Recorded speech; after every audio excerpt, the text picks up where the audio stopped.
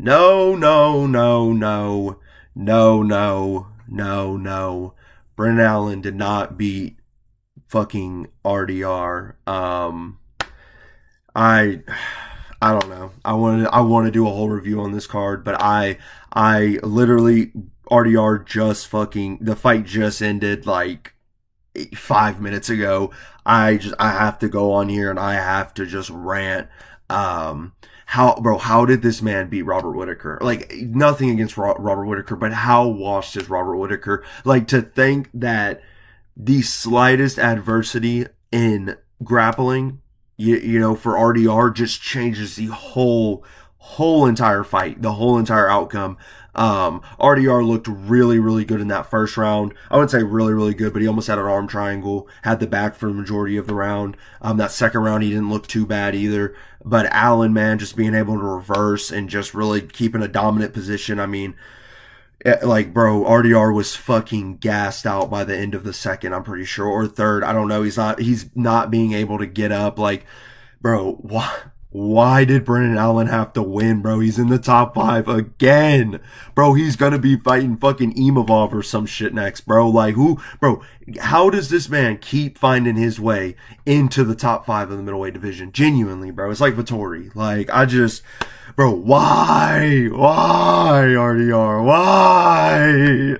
Oh my god, like, this is just not the fucking way. Now listen, I ain't gonna lie, I'm not a huge RDR fan, but how it's sounding, it seems like I am. But man, I'm gonna keep it real. I've been watching him since his debut in the UFC, so there's a lot of respect that, you know, I have for this dude, especially when he beat Whitaker, because that was a huge fucking fight. And then Brennan Allen, I mean, literally the only wins that I can remember off of him are Paul Craig and fucking Chris Curtis, and now he's beat fucking RDR. What is the middleweight division? Oh, Jesus, bro, I don't know, man. I am so just pissed, bro. I mean, this man RDR, the thing is that he would engage with the grappling. He would get the takedown. He had the takedown, or the outside trip in the second round against Allen. Allen was able to reverse. RDR gets the takedown in the third round. He's able to get the back. And then the fourth round, bro, Allen just fucking completely mogs this motherfucker, bro. Completely mogs him.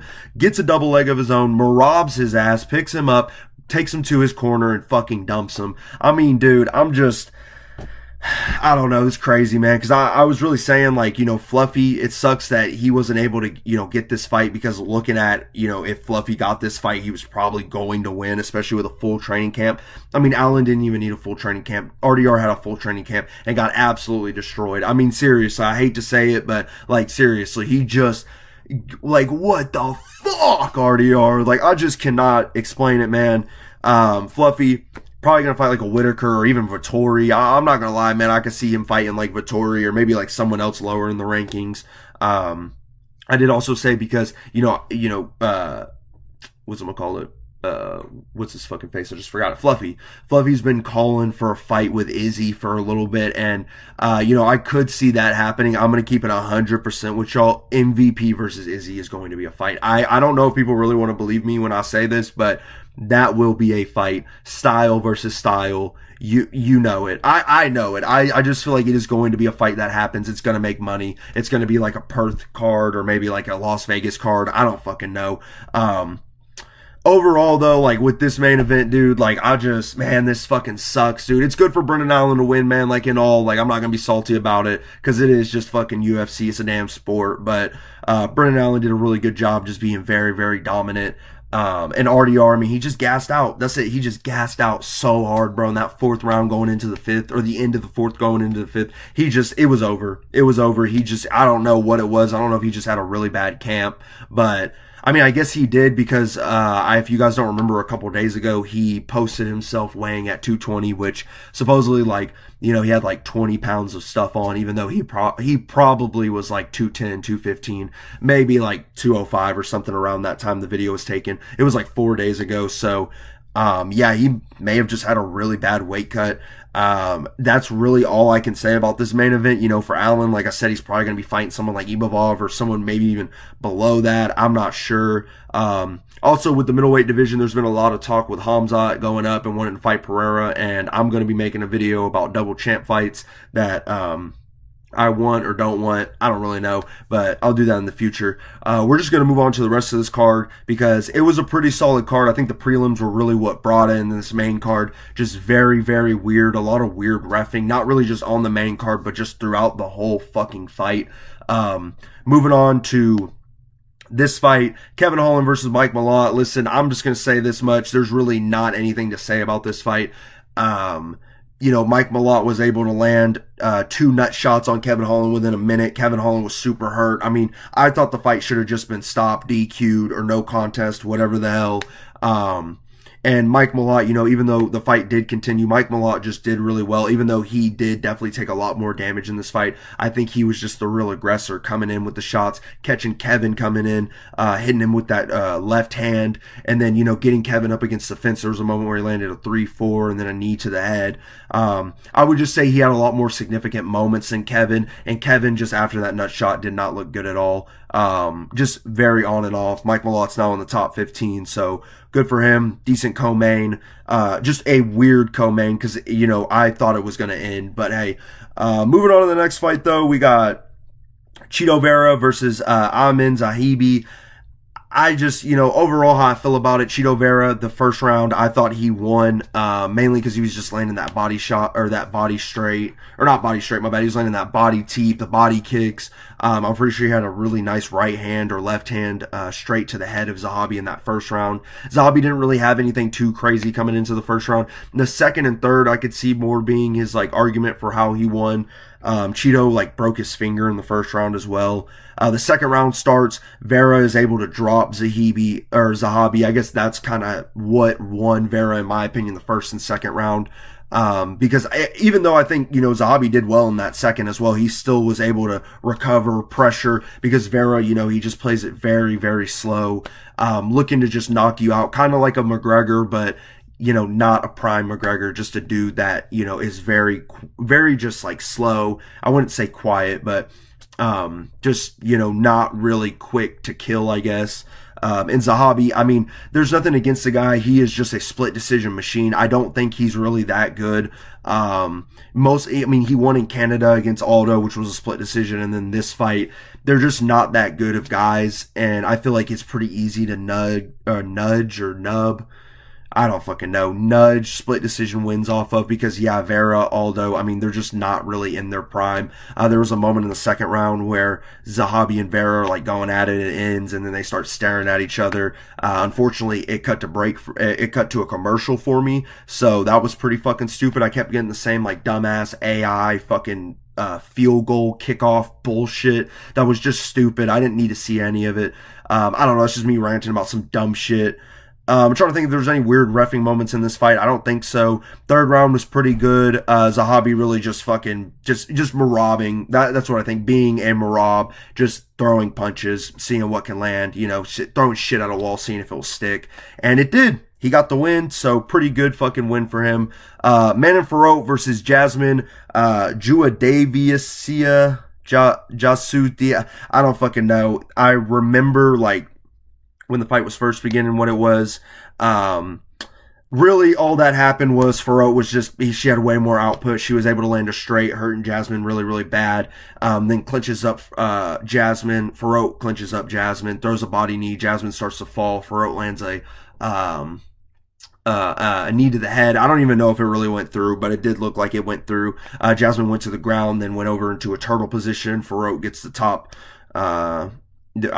position of the turtle position and starts landing some ground punches, knocking out Jasmine, stopping the fight. Really good first round knockout, or TKO. I was watching the Guru, Tracy, and Bedtime MMA collab thing. I really wanted to watch it and kind of just focus in on it, but I couldn't because they were so delayed. It was really cool though seeing the reactions to Fiorot getting the win. I wasn't too big on this fight. I didn't have any Canadian fighters winning this at all. So, I saw Fiorot win and didn't expect her to win how she did. It was a really good performance.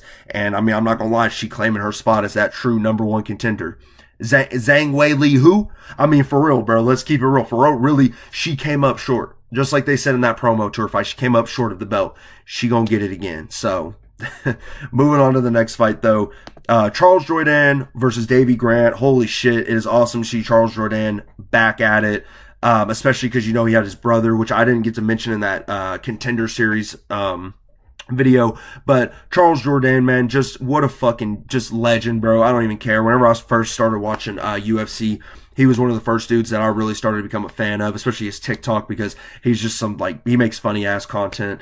Jourdain did look really good. I think Grant, I'm not gonna lie, was showing not really a diff on the feet, but I think Grant was getting a lot more strikes through. He only got 9, but I would say before the flying knee, the first one that took place, I would say that Davy Grant wasn't really winning the fight, but he was definitely standing his own. I think once Jourdain finally switched it up, doing I'm pretty sure he did a spinning heel kick before the flying knee, but landing that flying knee, and not really giving up on the flying knee either. I mean, once he saw Grant come in for the second time, and he just had no worry throwing it, gets an absolute, just disgusting fucking flying knee KO.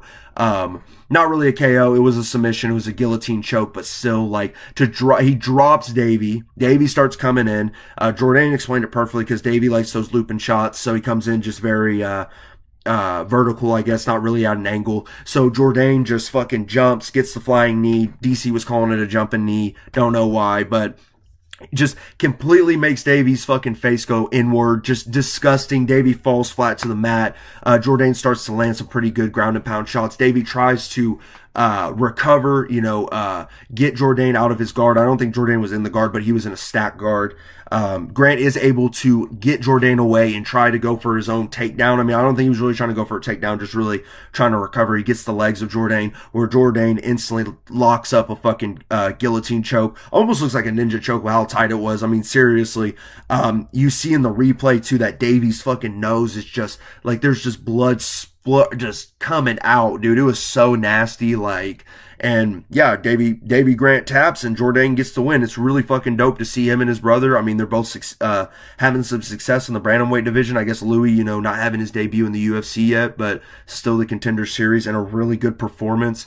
These dudes, I'm not gonna lie, they're dangerous. I'm glad Jourdain has cut weight and he's at bantamweight because he's a dangerous guy. Called out Marcus McGee. I think he could win that fight, but hey, a really good performance from Jourdain though. Oh my fucking God, man. Now, okay, so we get into this fight. Listen, Dan Miragliotta, Mark Smith, Jason Herzog, all these fucking guys, bro. I have had problems with you. Mike Beltran, I have had problems with you. I have, because you're reffing. They have been. I'm going to keep it real. Mike Beltran, when it comes to the Cape and Alimbayev fight, horrible reffing. Herzog, when it came to the Yadong and Cejudo fight. Dan Miragliotta, when it just pretty much came to any fight he was reffing on this card.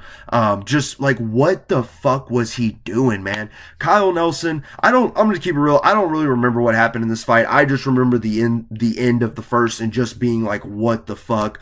Frevola, not really doing as much. Nelson, he's really just getting his body kicks through, inside head kick through. He gets that in the second and third. Pretty much the whole fight is just the same. Nelson just pretty much dominating on the feet while Frevola just tries to catch a head.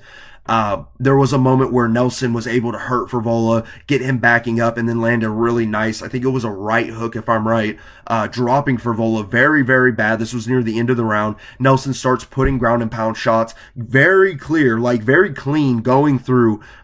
You see Matt Frevola go out. You see him go out once or twice. 3 seconds left on the clock.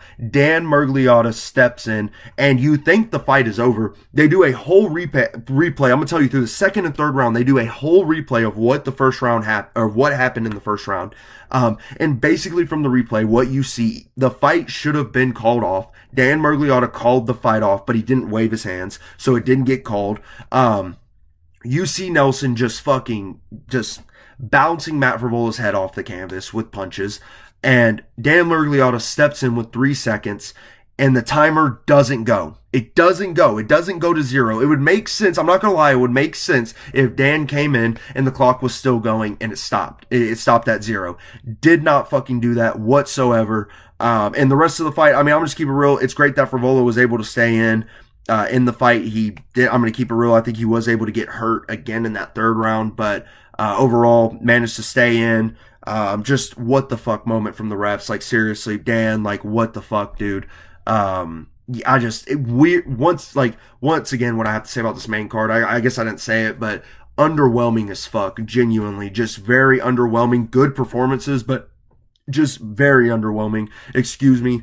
Going to the undercard now. Oh man, my boy Drew fucking Dober, bro, the real chuzz of the UFC. Kyle Perpelek versus Drew Dober. Really, I'm gonna keep it real. This was an unk-ass fight. Drew Dober, he did really good in the first round, using his 2-3, or I think it was it was like a 2-3, popping that in the beginning of the round, and then really, chopping the fucking leg down, chopping that tree down with them fucking nasty outside leg kicks from the Dobes. Perpelek, though, I'm not gonna lie, in the first and second, the end of the first, he really started to get his groove. He was looking really, really fucking slow too. Nothing against the guy. I think it's just because of age. They're both like 36, 37 years old. But Perpelek still, he was able to get through, get some damage, blitz Dober whenever he got the chance. Through that second round, still the same thing. He was able to get an inside head kick on Dober, checking Dober's outside leg kicks. Dober got a nasty fucking gash on his shin. Really nasty. I mean, I'm not saying he could have stopped the fight, but fucking disgusting, dude. I don't really remember much coming out of that. I mean, Drew, basically, you get into the third round, Drew Dober, Perpelek, they're duding it out, bro. You got some fucking Sigmas, man. Some, like I said, the real chuzz, bro. When we talk about the ultimate chuzz of the UFC, we're talking about Drew Dober, and I'm not gonna lie, bro, Perpelek, because Perpelek definitely stood his fucking ground, bro. Stand your base. He was dominant. He was dominant on the feet. Unfortunately, though, Drew Dober, he saw that, and Drew Dober had to go for a nut shot. Very, very nasty nut shot. Perpelek drops to the ground. Basically just waits the whole 5 minutes, I would say, the whole like timeout or whatever. Dober gets a point taken away. Once the Dobes hears that, though, he completely just goes into like transformer mode, just fucking absolutely annihilating Perpelek. Pretty much just like a barrage of hooks. I think how he hurt Perpelek, if I'm right, it was like a 1-2, pushing him back, and then just a bunch of hooks. Perpelek's just trying to recover, but he's not defending. Drew Dober, once again, just really starting to let go because he doesn't want this fight to, he doesn't want to end up losing or a draw.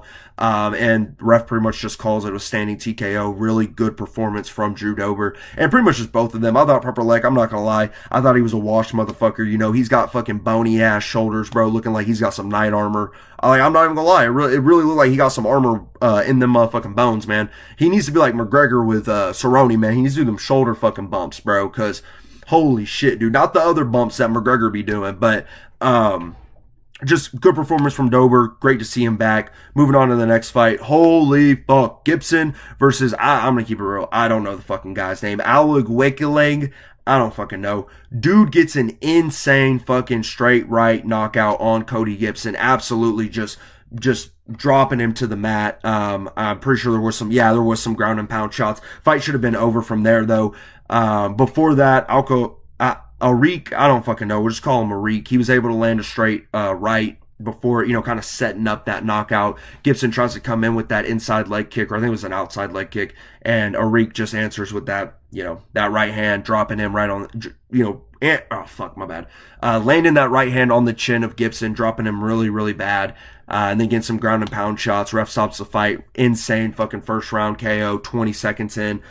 Just great to see because, like I said, this prelims, they were really, really good. Like, seriously. Moving on to the next fight, though. Bruno Silva versus Hung Sung Park. Why the fuck did Park fight Taira? I know it was a short notice replacement, but holy fuck, dude.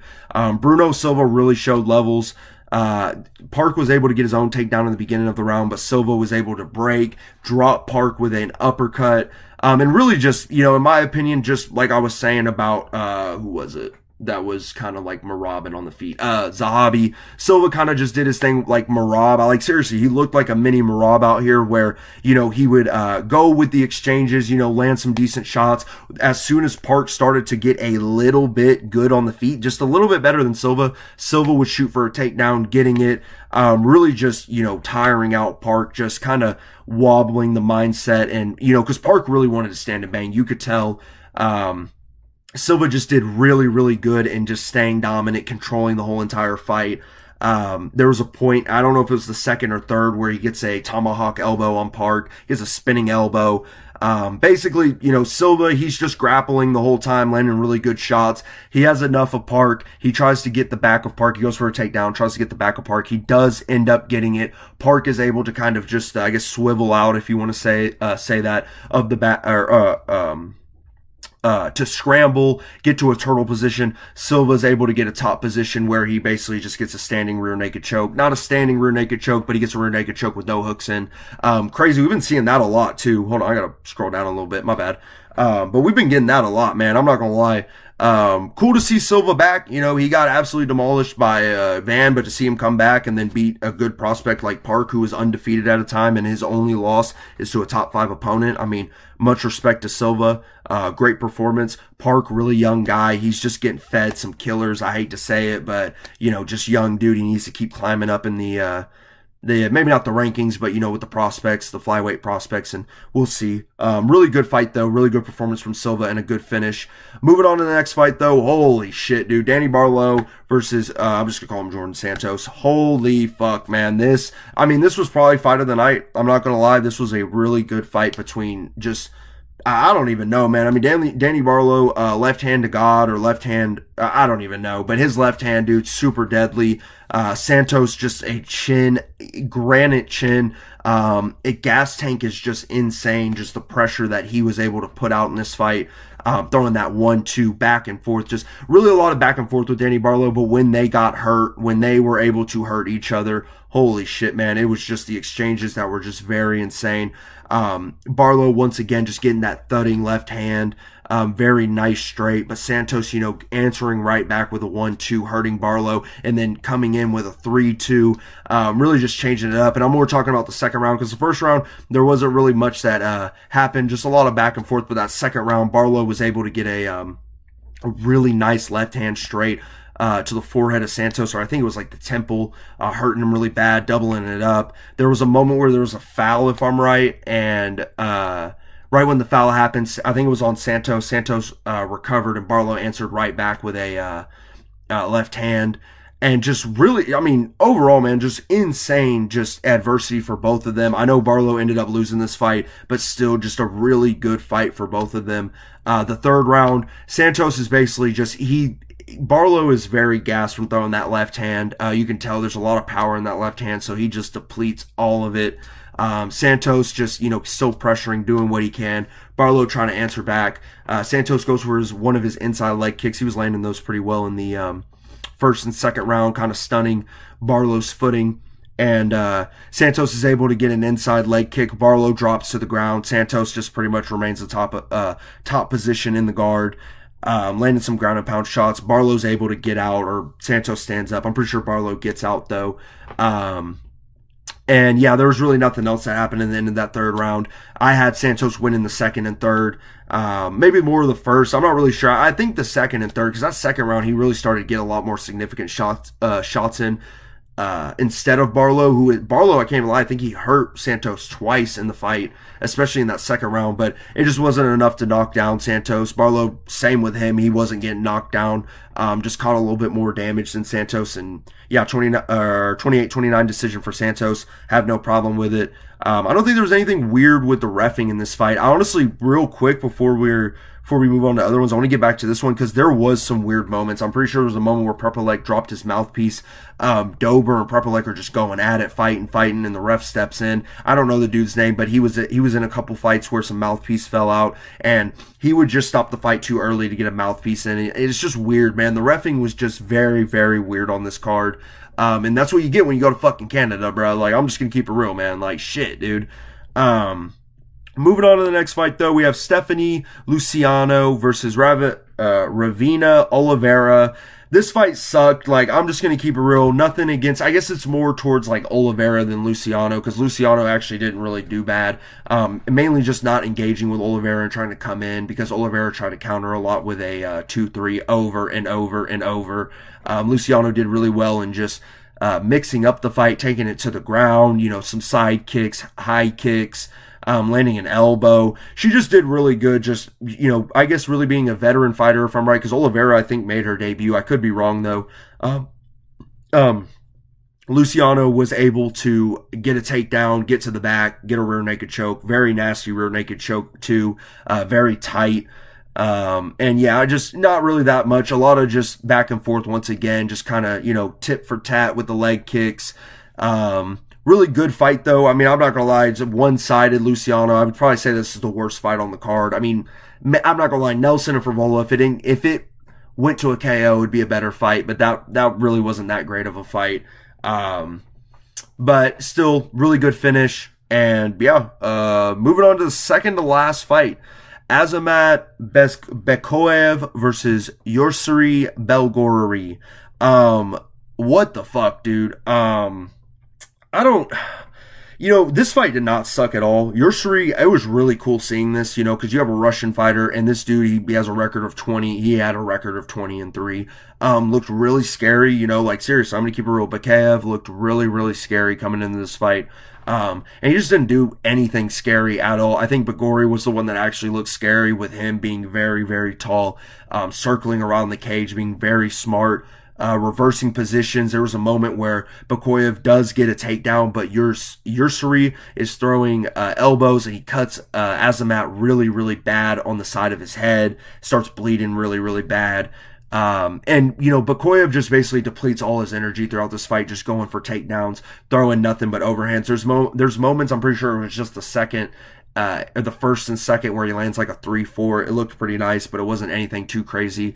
Belgorari just did really, really well once again, and just popping his jab, teeping, leg kicks, knees to the body. He started throwing knees to the body, something that RDR should have fucking did, and he didn't. Just really good. That first and second round, really good round for Bagoli, just defending those takedowns. Even when he wasn't able to, he just did well in reversing and trying to keep that dominant position. The third round starts. Yorsiri basically just lands a straight right hand right onto the temple of Bakoyev. Bakoyev gets really hurt. Yorsiri lands another 1-2, pushing him back against the cage. Bakoyev just trying to answer back, doing whatever he can. I'm pretty sure he tries to clinch Bagori, pushes off of him, and that's where Bagori just starts to land. I think it was a 1-2-3, and then a 1-2, a couple jabs and straights, and then the fight stops, standing TKO. Really good performance from Bagolari. I don't know who the guy is. I have a lot of respect for him, though. Now it's really cool that he beat some guy like Bakoyev. Maybe not an insane prospect. I don't know shit about Bakoyev. He just looks scary. So, moving on to the last fight, though, which I'm going to keep it real. This was an awesome opener. Like, I'm going to keep it real. Melissa Croden versus Tanera Lisboa. I mean, as crazy as this might sound, seriously, I mean, you could say this was fight of the night. Seriously, like, this was not that bad of a fight. Lisboa did really, really well in, always countering Croden when she came in the first round. Croden would try to come in with a jab or a leg kick, and Lisboa would just counter every time with a 1-2 blitz. There was a point in the fight where they clinch up in the first round, and Lisboa is able to land an elbow, cutting Croden under her eye. Croden tries to stay engaged in the first round. Not really there. She looks very gassed out. She's bleeding from her nose. Lisboa just landing that 1-2 over and over.